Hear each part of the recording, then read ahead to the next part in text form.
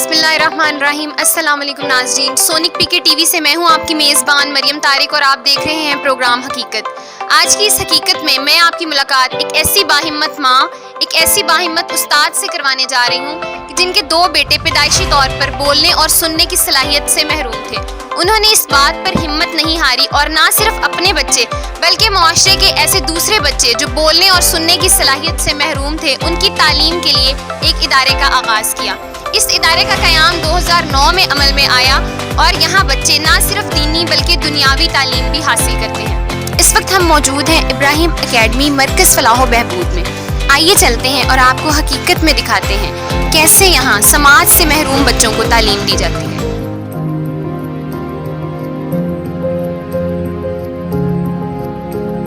बच्चे यहाँ तालीम कैसे हासिल करते हैं, यहाँ सारा दिन अपना कैसे गुजारते हैं, यहाँ बच्चों को क्या सिखाया जाता है, ये सब हम आज की इस हकीकत में हम आपको दिखाएंगे। हमारे साथ रहिएगा।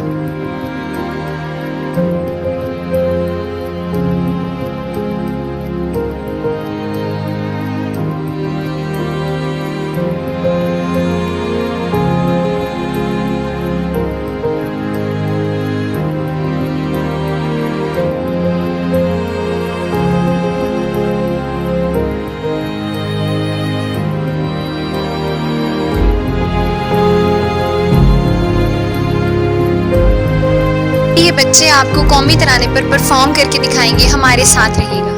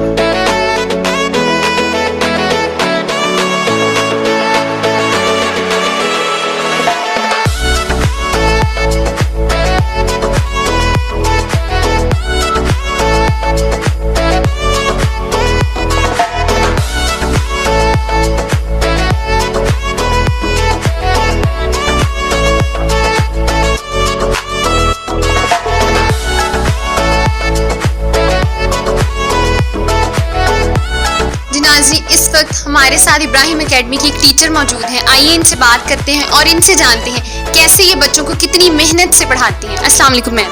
वालेकुम सलाम। कैसी हैं आप? अल्हम्दुलिल्लाह। मुझे ये बताइए, एक आम बच्चा, उसकी बात समझना और उसे अपनी बात समझाना, ये तो हर कोई कर लेता है।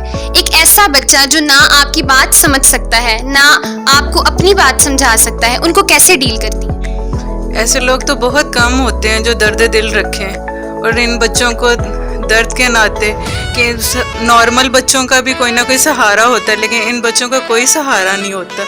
इसीलिए हम इन बच्चों पे अपनी हमदर्दी करके इनको एजुकेशन देते हैं ताकि ये भी माशरे का हिस्सा बन जाए और नॉर्मल बच्चों की तरह ज़िंदगी गुजार सके। इस वक्त हमारे साथ मैम शाइजा मौजूद हैं जो यहाँ गर्ल्स सेक्शन को डील करती हैं। आइए इनसे बात करते हैं और इनसे जानते हैं कि किस तरह से बच्चों को पढ़ाती हैं, क्या स्किल्स यूज़ करते हुए ये बच्चों को पढ़ाती हैं। अस्सलाम वालेकुम मैम। वालेकुम अस्सलाम। कैसी हैं आप? शुक्र अल्लाह का, आप सुनाएं। एक नॉर्मल टीचर एक स्पेशल बच्चे को किस तरह पढ़ाता है, क्या स्किल्स आप यूज़ करते हैं, हमें बताइए।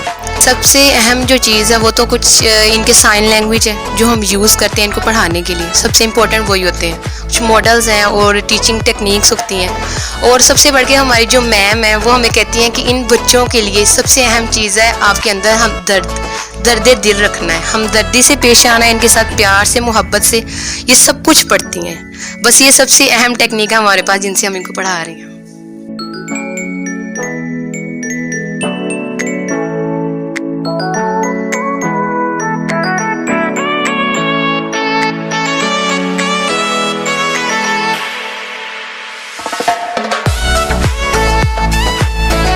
नाज़रीन, इस वक्त हमारे साथ सैयदा साइमा हसन साहिबा मौजूद हैं जो इस इदारे को चला रही हैं। आइए इनसे बात करते हैं और इनकी हकीकत इन्हीं की ज़बानी सुनते हैं। अस्सलाम वालेकुम मैम। वालेकुम अस्सलाम। कैसी हैं आप? अल्हम्दुलिल्लाह ठीक। बहैसियत माँ, जब आपको इस बात का इल्म हुआ कि आपका बेटा बोलने और सुनने की सलाहियत से महरूम है, उस वक्त आपके क्या जज्बात थे?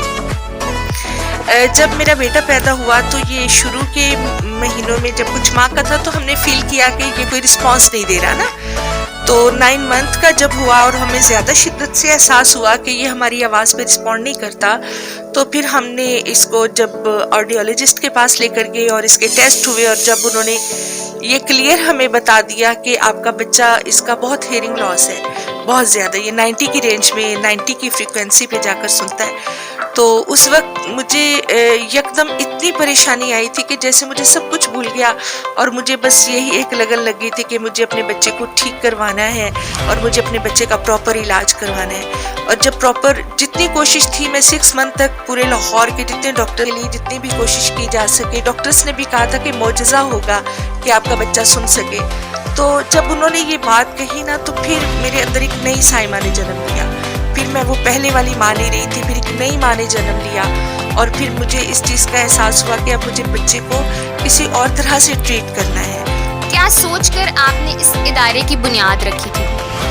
एक्चुअली मेरे अपने 2 बच्चे थे, तो मरियम हम ये महसूस करते थे कि हमारे बच्चों को कोई ट्यूटर नहीं लेते थे, हमारे बच्चों को कोई अकेडमीज़ नहीं लेती थी, और नॉर्मल बच्चों के स्कूल में जब हमने इसको दाखिल करवाना चाहा तो वहाँ इसका एडमिशन नहीं हुआ। और फिर इस तरह से जब ये चीज़ें फील हुई कि जो सहूलियात नॉर्मल बच्चों के लिए हैं वो हमारे इन बच्चों के लिए नहीं है। आप कितने वक्त से इस इदारे को चला रही हैं? मैंने इसका आगाज़ 2009 में किया था, जब मेरे पास थोड़े से बच्चे आए थे और बाकायदा स्टैब्लिश और इसकी रजिस्ट्रेशन जो है वो अल्हम्दुलिल्लाह 2015 में हमारी हो गई थी अल्हम्दुलिल्लाह इस इंस्टीट्यूट की। इस इदारे का नाम इब्राहिम एकेडमी ही क्यों रखा गया?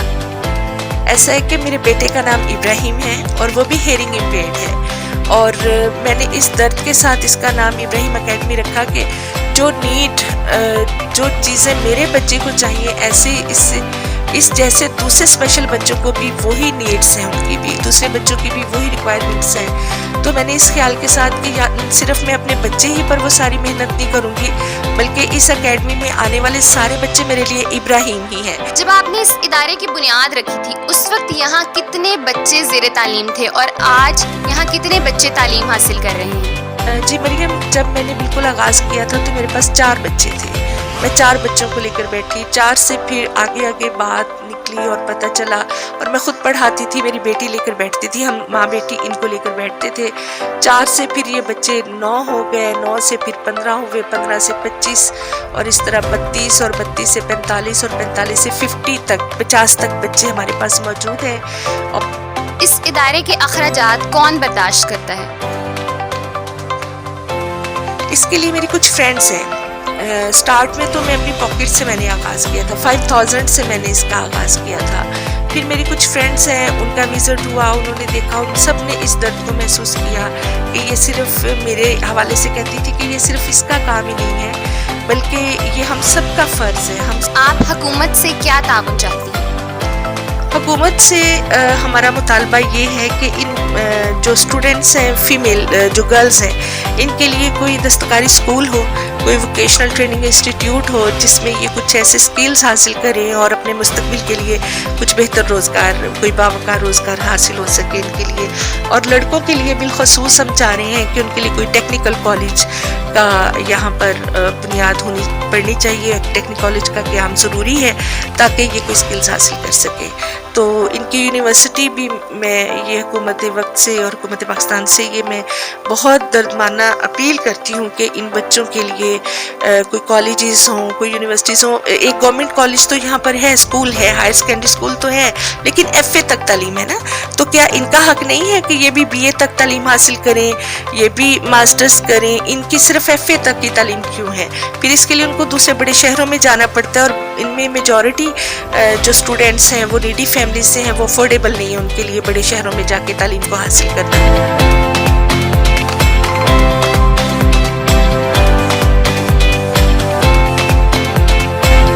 नाज़रीन, जैसा कि हमने आज आपको हकीकत में दिखाया कैसे ये इदारा और यहाँ की इंतज़ामिया अपने फ़राइज़ सर अंजाम दे रही है, سلام ہے ان ٹیچرز پر جو خود میں انسانیت کا درد رکھتے ہوئے کتنی محنت اور مشقت سے بچوں کو تعلیم دے رہے ہیں۔ اسلام میں استاد کو روحانی والدین کا درجہ حاصل اور ابراہیم اکیڈمی کے ٹیچرز اس درجے کے اصل حقدار ہیں۔ اس کے ساتھ ہی پروگرام کا وقت اپنے اختتام کو پہنچتا ہے۔ اپنی میزبان مریم طارق کو اجازت دیجیے۔